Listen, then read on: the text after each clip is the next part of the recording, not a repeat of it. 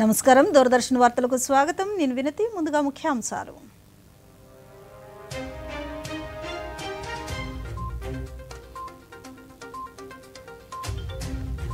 రేపు దేశవ్యాప్తంగా 47 ప్రాంతాల్లో రోజ్గార్ మేళా కార్యక్రమం వీడియో కాన్ఫరెన్స్ ద్వారా 51,000 మందికి పైగా నియామక పత్రాలు అందించనున్న ప్రధాని మోదీ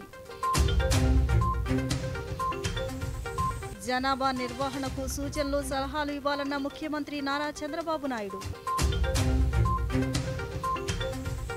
ఈ నెల 14న అంతరిక్ష కేంద్రం నుంచి భూమికి తిరిగి రానున్న భారత వ్యోమగామి శుభాంశు శుక్లా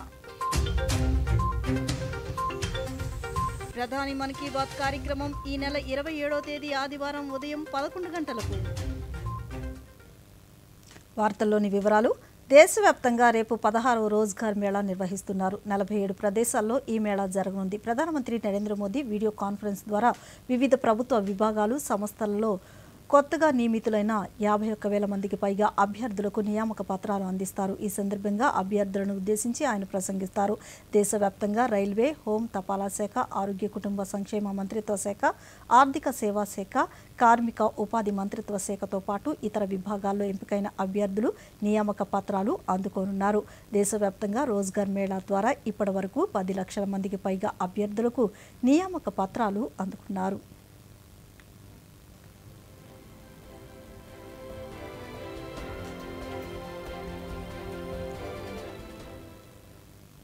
ప్రపంచవ్యాప్తంగా ఆర్థిక సంస్కరణలు అందిపుచ్చుకున్న తెలుగువారు అగ్రస్థానంలో ఉన్నారని ముఖ్యమంత్రి నారా చంద్రబాబు నాయుడు పేర్కొన్నారు. ప్రపంచ జనాభా దినోత్సవం సందర్భంగా వెలగపూడిలోని సచివాలయం వద్ద ప్రభుత్వం నిర్వహించిన ప్రత్యేక కార్యక్రమంలో ముఖ్యమంత్రి మాట్లాడుతూ జనాభా నియంత్రణ కాకుండా నిర్వహణ చేయాలని పేర్కొన్నారు.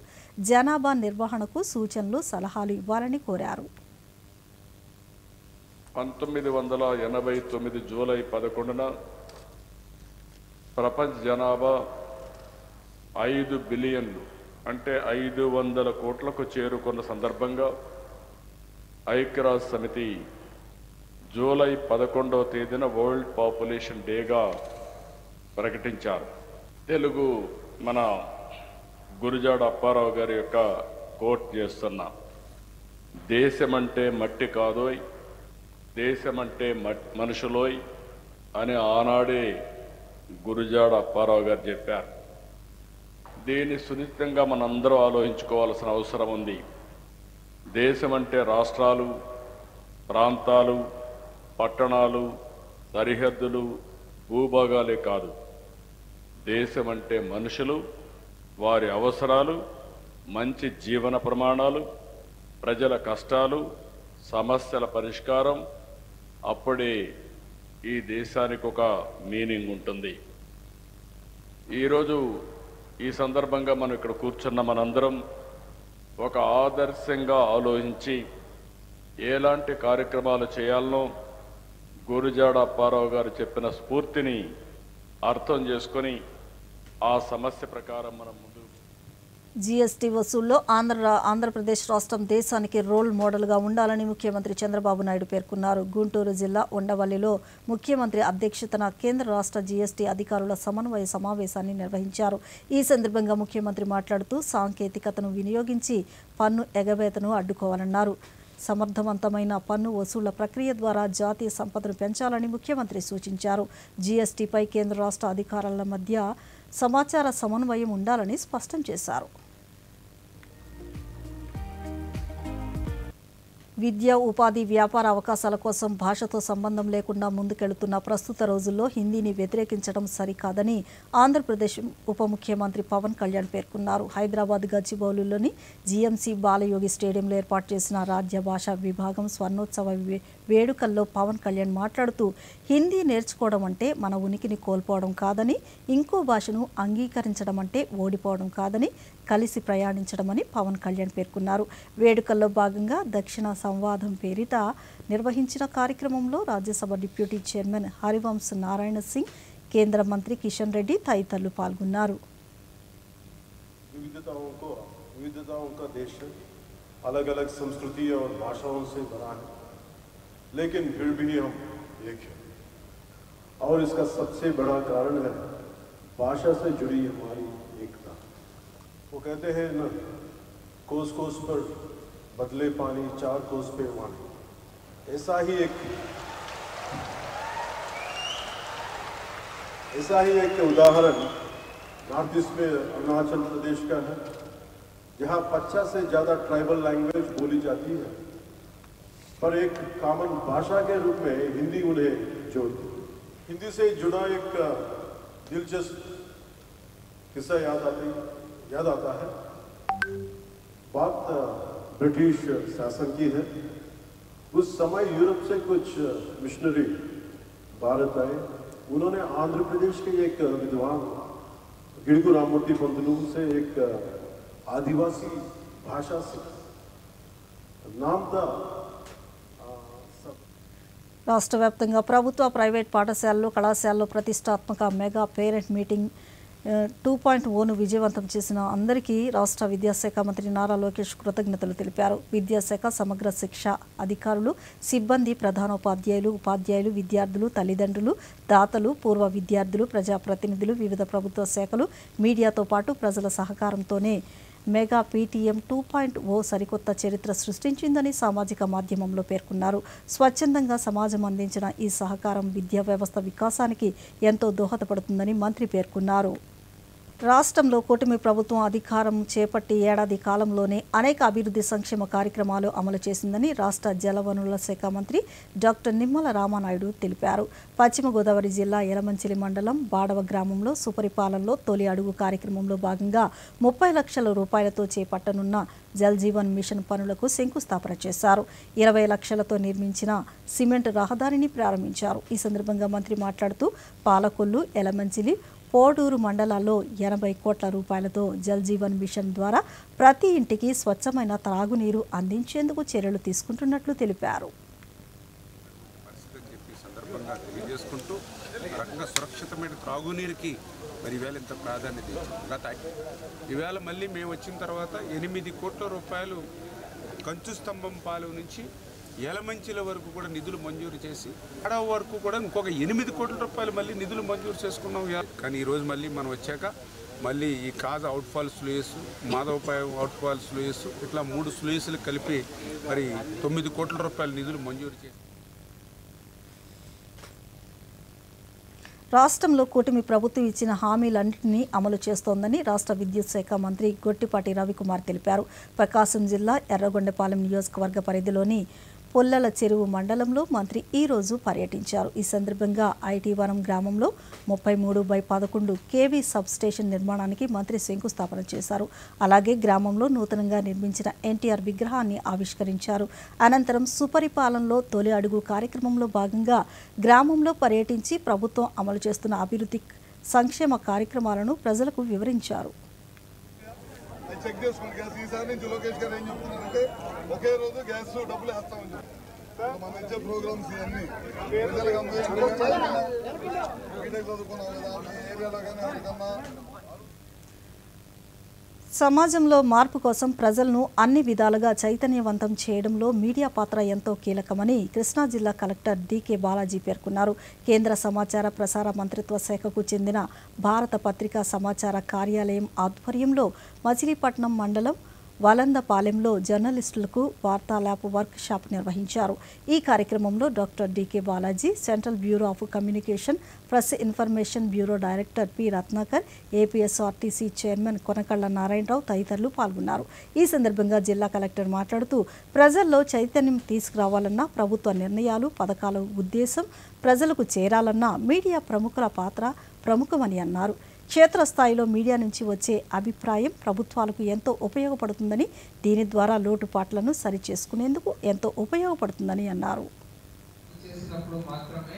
అప్పుడు నిజంగా సొసైటీకి డెవలప్మెంట్ అనేది వస్తుంది, పబ్లిక్ వెల్ఫేర్ కూడా అచీవ్ చేస్తుంది. కాకినాడలోని రంగరాయ కళాశాల మెడికల్ విద్యార్థినులపై లైంగిక వేధింపులకు పాల్పడిన వారిపై చర్యలు తీసుకుంటున్నామని జిల్లా కలెక్టర్ సగిలి షణ్మోహన్ తెలిపారు.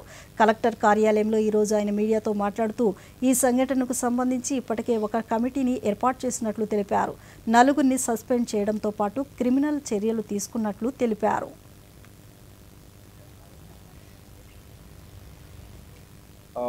ఈ 9th జరిగిన ఒక అన్ఫార్చునేట్ ఇన్సిడెంట్ దృష్ట్యా మనం ఒక కమిటీ ఏర్పాటు చేసుకొని కొంత యాక్షన్ తీసుకోవడం జరిగింది.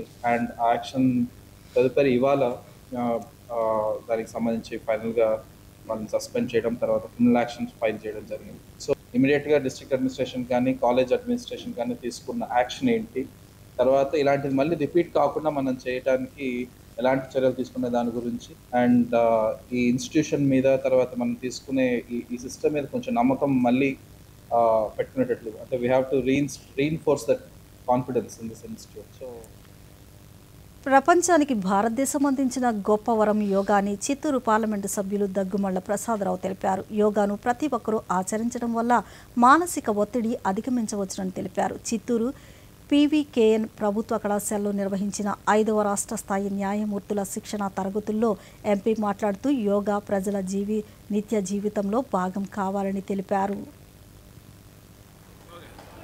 ఇంటర్నేషనల్ యోగా కూడా రికగ్నిషన్ తీసుకొచ్చారు. దాన్ని ఎవ్రీ ఇయర్ ఒక రోజు సెలబ్రేట్ చేస్తున్నారు. దాన్ని మనం ఈ సంవత్సరం 4 రోజులు ప్రాక్టీస్ చేసి 4 రోజులు చేసి యోగా 4 రోజులు కూడా సెలబ్రేట్ చేసి ఇదంతా ఎందుకంటే ప్రచారం చేయడం కోసం ప్రజలందరూ దీన్ని అడాప్ట్ చేసుకోవాలి. ప్రజలందరూ అడాప్ట్ చేసుకుంటే అందరి జీవితాల్లో క్రమశిక్షణ జీవితం అలవాటుతుంది. తర్వాత శారీరకంగా ఆరోగ్యంగా ఉంటారు. ఈ రోజుల్లో చాలా మంది మనం గమనిస్తూ ఉన్నాం, హాస్పిటల్లో బెడ్షీట్స్ పెరిగిపోతాం. నీవు అనారోగ్యం అంతా కూడా మనం చేయకపోయినా క్రమశిక్షణ లేని జీవితం గడపతాయి. ఇప్పుడు మనం చూస్తా ఉన్నాం 42 ఏళ్ళకి 35 ఏళ్ళకి 25 ఏళ్ళకి కూడా హార్ట్ అటాక్లు వస్తాయి. అన్నదాత సుఖీభవ పథకం కింద రైతుల ఖాతాల్లోకి పెట్టుబడుల రాయితీ జమ చేసేందుకు అన్ని ఏర్పాట్లు పూర్తి చేశామని శ్రీకాకుళం జిల్లా వ్యవసాయ శాఖ జాయింట్ డైరెక్టర్ కోరాడ త్రినాథ స్వామి అన్నారు. శ్రీకాకుళంలో ఈరోజు ఆయన దూరదర్శన్తో మాట్లాడుతూ జిల్లాలో 2,74,000 మందికి పైగా రైతులు ఈకేవైసీ ప్రక్రియ పూర్తి చేశామన్నారు. అన్నదాత సుఖీభవ పథకం కింద అర్హులైన వారి జాబితాలు గ్రామాల్లోని రైతు సేవా కేంద్రాల పరిధిలో అందుబాటులో ఉన్నాయన్నారు. అర్హులైన రైతులు ఈ పథకానికి దరఖాస్తులు చేసుకోవాలని సూచించారు.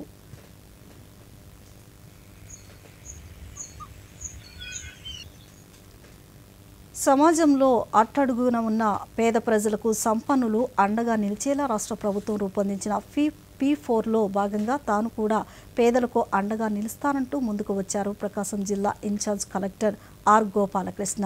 మద్దిపాడు మండలంలోని మల్లవరం గ్రామంలో గొల్లపాటి మరియమ్మ కుటుంబాన్ని దత్తత తీసుకున్నట్లు ప్రకటించారు. గ్రామంలోని మరియమ్మ కుటుంబ సభ్యులతో ఈరోజు ఆయన ప్రత్యేకంగా మాట్లాడారు. ఈ సందర్భంగా జిల్లా కలెక్టర్ దూరదర్శన్తో మాట్లాడుతూ పేదరికంలో ఉన్న మరియమ్మ కుటుంబానికి అండగా ఉంటానని తెలిపారు. ప్రైవేట్ గవర్నమెంట్ కాలేజ్లో చదివే ఒక ఫస్ట్ ఇయర్లో 2 సబ్జెక్టులు, సెకండ్ ఇయర్లో ఉంటారు.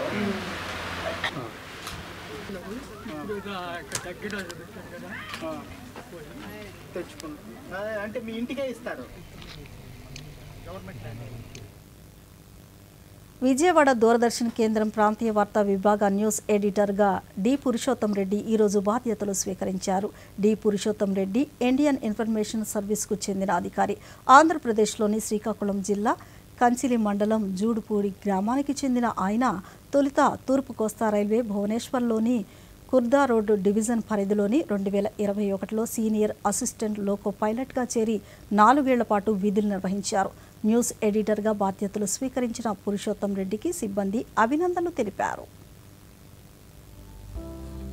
కంపెనీ ఇంకా రిస్క్ గురించి పూర్తిగా అర్థం చేసుకోవాలి, తర్వాతే ఇన్వెస్ట్ చేయాలి.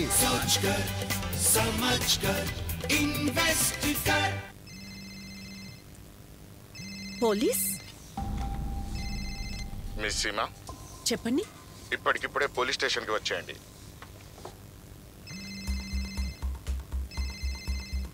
ఆగండి, లేదంటే ఇంటికే వస్తాం. కానీ నేను ఎందుకు? ఒక్కరే వేరే గదిలోకి వెళ్ళండి. మీ బాబు మా కస్టడీలో ఉన్నాడు, ఇంకా మీరేమో డిజిటల్ అరెస్ట్ లో ఉన్నారు. Digital arrest? ₹1,00,000 ఇవ్వండి, బతికిపోతారు. ఇంత డబ్బా? సరే, ఒక పని చేయండి, ఒక లింక్ పంపాము. ఇప్పుడు ప్రాసెసింగ్ కోసం 30,000 పంపండి, లేదంటే మీ బాబు జైలుకు వెళ్తాడు. జైలుకి నువ్వే వెళ్తావు. నీ మొహం రికార్డ్ అయింది. డిజిటల్ అరెస్ట్ అనేది ఏదీ లేదు. ఇదంతా మోసం. అందుకే కంగారు పడకండి. పోలీస్, బ్యాంక్, ఆర్బీఐ వంటి వాటి పేర్లతో వచ్చే సైబర్ నేరగాళ్ల ఫోన్ లేదా వీడియో కాల్ పట్ల అప్రమత్తంగా ఉండండి. వారికి డబ్బులు పంపకండి, ఇంకా వెంటనే పోలీస్కి రిపోర్ట్ చేయండి. హలో మమ్మా. హాయ్. ఆర్బీఐ అంటుంది, విషయాలు తెలుసుకోండి, జాగరూకంగా ఉండండి. जन जन का रखे ध्यान, टीबी मुक्त भारत अभियान. पौष्टिक आहार है टीबी के खिलाफ सबसे बड़ा हथियार। पौष्टिक आहार से उपचार परिणाम बेहतर होते हैं और स्वास्थ्य में तेजी से सुधार आता है। इसीलिए तो निक्षय पोषण योजना के अंतर्गत इलाज के दौरान हर रोगी को मिलते हैं 1000 रुपए प्रति माह पोषण सहायता के रूप में और सभी टीबी रोगियों के लिए न्यूट्रिशन सप्लीमेंट देने का प्रावधान है। साथ ही टीबी रोगियों के इलाज के दौरान हजारों निक्षय मित्र उन्हें पोषण किट प्रदान करते हैं। आप भी निक्षय मित्र बनकर टीबी रोगियों की सहायता कर सकते हैं। अधिक जानकारी के लिए nikshay.in पर जाएं। आइए हम सब साथ मिलकर देश को टीबी मुक्त बनाएं।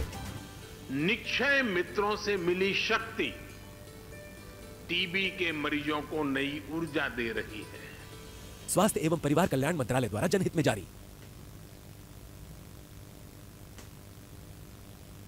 తిరిగి వార్తలకు స్వాగతం. దేశంలో నూతనంగా ఉద్యోగం పొందే వారి కోసం కేంద్ర ప్రభుత్వం ఆగస్టు 1వ తేదీ నుంచి ఈఎల్ఐ పథకం అమలు చేస్తుందని Visakha regional PF commissioner Amardeep Mishra తెలిపారు. విశాఖపట్నంలో ఈ రోజు ఆయన మీడియాతో మాట్లాడుతూ ఈ పథకం ద్వారా కేంద్ర ప్రభుత్వం 15,000 రూపాయలు జమ చేస్తుందన్నారు. అలాగే నూతన ఉద్యోగులకు ఆర్థిక కార్యకలాపాలపై శిక్షణ కూడా అందిస్తున్నామన్నారు.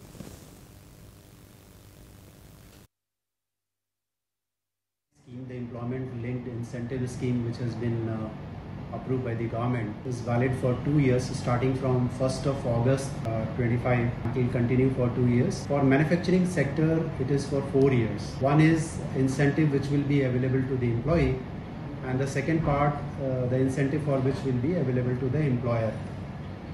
In the first part, any employee who joins for the first time, who comes into the employment for the first time, will get incentive in the form of direct benefit transfer up to 15,000. This will be payable in 2 installments. The first installment will be paid after 6 months, and thereafter the second installment will be paid by another 6 months. తిరుమలలో September 24 నుంచి October 2వ తేదీ వరకు శ్రీవారి సాలకట్ల బ్రహ్మోత్సవాలకు అన్ని ఏర్పాట్లు పూర్తి చేయాలని టీటీడీ అదనపు ఈవో సిహెచ్ వెంకయ్య చౌదరి అధికారులను ఆదేశించారు. శ్రీవారి సాలకట్ల బ్రహ్మోత్సవాలపై తిరుమలలో ఈరోజు ఆయన అధికారులతో సమీక్షా సమావేశాన్ని నిర్వహించారు. ఈ సందర్భంగా ఆయన మాట్లాడుతూ శ్రీవారి సాలకట్ల బ్రహ్మోత్సవాల్లో భాగంగా సెప్టెంబర్ 16న కోయిల్ ఆళ్వార్ తిరుమంజనం, 23న శ్రీవారి బ్రహ్మోత్సవాలకు అంకురార్పణ, 24న ధ్వజారోహణం, 28న గరుడ వాహనం, అక్టోబర్ 1వ తేదీన రథోత్సవం, 2వ తేదీన చక్ర స్నానములను నిర్వహిస్తామన్నారు.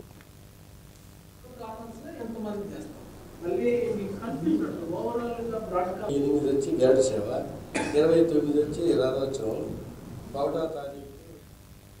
నంద్యాల జిల్లా శ్రీశైలం జలాశయానికి వరద ప్రవాహం కొనసాగుతుంది. జూరాల సుంకేసుల ప్రాజెక్టుల నుంచి 1,45,000 క్యూసెక్కుల నీరు జలాశయంలోకి వచ్చి చేరుతోంది. దీంతో జలాశయం 3 గేట్లు ఎత్తి 81,000 క్యూసెక్కుల నీటిని దిగువకి విడుదల చేస్తున్నారు. శ్రీశైలం జలాశయ పూర్తి స్థాయి నీటి మట్టం 885 అడుగులు కాగా ప్రస్తుతం 882 అడుగులకు చేరింది. పూర్తి స్థాయి నీటి నిల్వ సామర్థ్యం 215 టీఎంసీలు కాగా ప్రస్తుతం 203 టీఎంసీలకు చేరింది.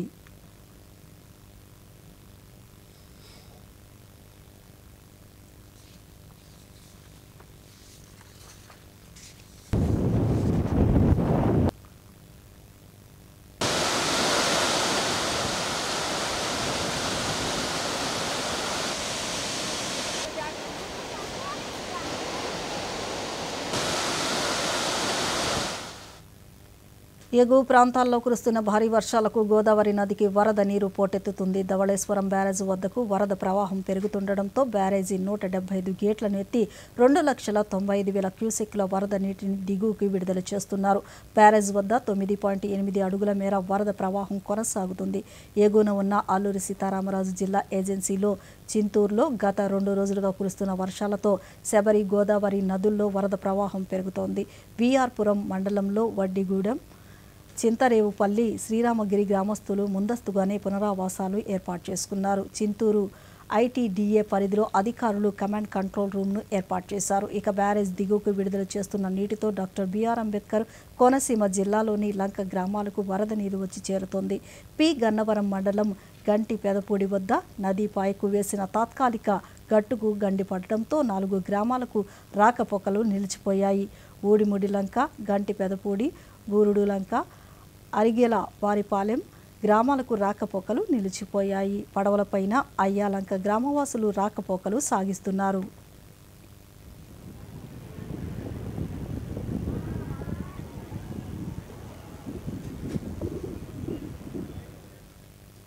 యాక్సియం 4 మిషన్లో భాగంగా అంతర్జాతీయ అంతరిక్ష కేంద్రానికి వెళ్లిన భారత వ్యోమగామి శుభాంశు శుక్లా మరో 3 వ్యోమగాములు ఈ నెల 14న భూమికి తిరిగి రానున్నారు. దాదాపు 2 వారాలుగా ఐఎస్ఎస్లో ఉన్న శుభాంశు శుక్లా అక్కడి నుంచి ఇప్పటి వరకు 230 సూర్యోదయాలు చూశారు. ఏకంగా 96.5 లక్షల కిలోమీటర్ల దూరం ప్రయాణించారు. యాక్సియం స్పేస్ ఈ మేరకు ఒక ప్రకటన విడుదల చేసింది. యాక్సియం 4 వ్యోమగాములు ఇప్పటిదాకా దాదాపు 230 సార్లు భూమిని చుట్టి వచ్చారని అందులో పేర్కొంది.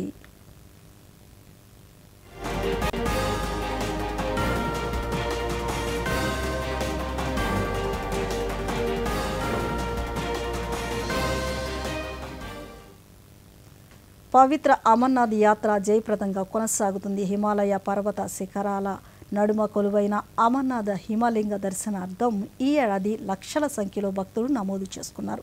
దర్శన అనుమతి లభించిన భక్తులను బృందాల వారీగా అధికారులు పహల్గాంలోని బేస్ క్యాంపుల ద్వారా తరలిస్తున్నారు. ఇప్పటివరకు 1,00,000కు పైగా భక్తులు అమర్నాథ్ హిమలింగాన్ని దర్శించుకున్నారని అధికారులు తెలిపారు.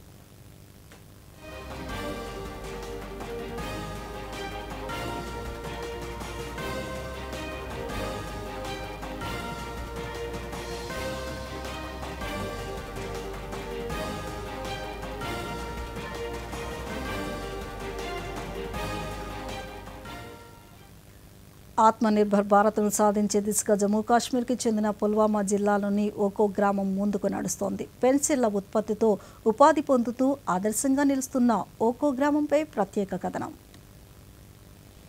జమ్మూ కాశ్మీర్లో పుల్వామా జిల్లాలోని కాకాపురాకు చెందిన ఓకో గ్రామాన్ని పెన్సిల్ విలేజ్గా పిలుస్తారు. ఈ గ్రామం పెన్సిల్ ఫ్యాక్టరీల ఆర్థిక కార్యకలాపాలతో ఉపాధికి కేంద్రంగా మారింది.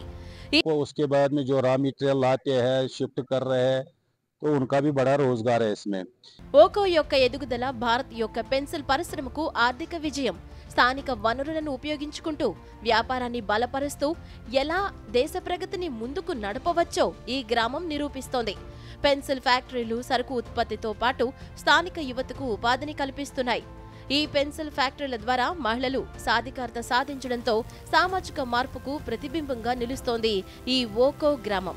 बाहर जाएगा, उधर से पैसा आ रहा है, इधर लग रहा है, किसानों के पास जाता है, मजदूरों के पास जाता है, इससे काम बढ़ेगा तो दिन ब दिन हमारा भी रोजगार बढ़ेगा, किसानों का भी बढ़ेगा, तो सबका चलेगा ऐसी अच्छा तरीके से. आपने बोला था कि खुद करो और खुद कमाओ, तो वैसा ही हो रहा है. जैसे कि यहाँ पे बेरोजगारी ज्यादा हो रही है दिन ब दिन, तो अगर ऐसी काम बढ़ेगा, ऐसी फैक्ट्रियाँ 5, 10, 20 और पड़ेगी तो यहाँ पे बेरोजगारी सारी खत्म हो जाएगी.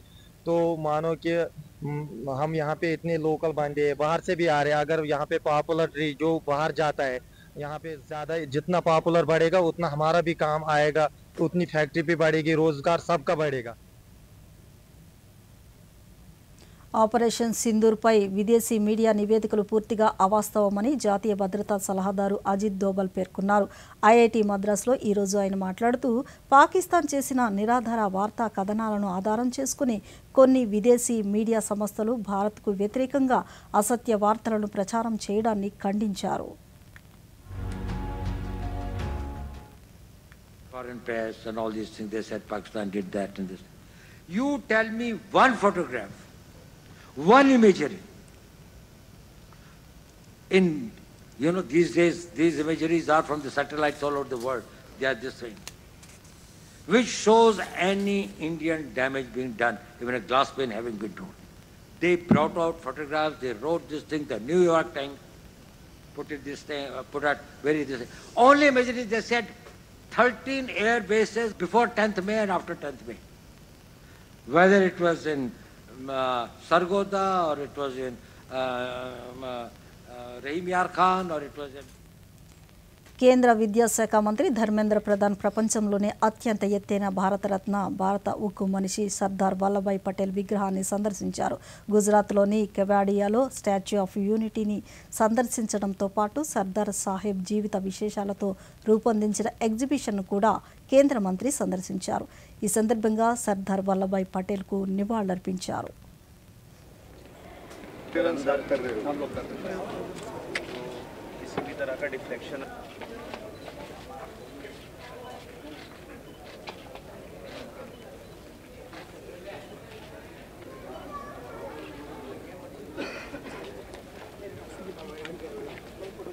वाटर लेवल राइज होता है तो ये जो ब्रिज है सर हमारा कि अभयारण्य जब बना उससे पहले ही अंदर बहुत सारे गांव ये घोषित यस सर नॉट ప్రధానమంత్రి నరేంద్ర మోదీ తన మనసులోని భావాలను దేశ ప్రజలతో పంచుకునే మన్ కీ బాత్ కార్యక్రమం 124వ సంచిక ఈ నెల 27వ తేదీ ఆదివారం ఉదయం 11 గంటలకు ప్రసారం అవుతుంది.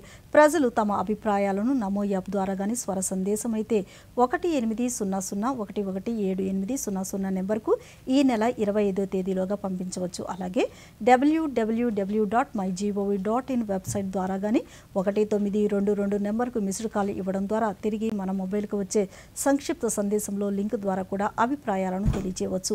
ఆకాశవాణి సమన్వయంతో దూరదర్శన్ ఛానల్ మన్ కీ బాత్ కార్యక్రమాన్ని ప్రసారం చేస్తాయి. ఈ కార్యక్రమం తెలుగు అనువాదం విని వెంటనే దూరదర్శన్ సప్తగిరిలో ప్రసారమవుతుంది.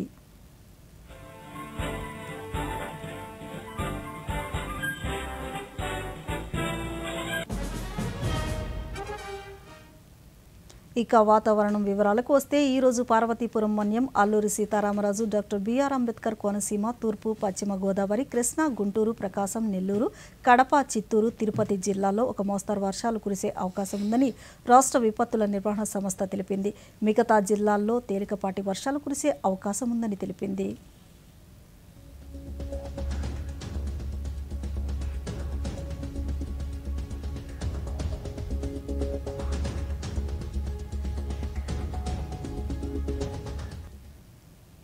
ఈ వార్తలు ఇంతటితో సమాప్తం. నమస్కారం.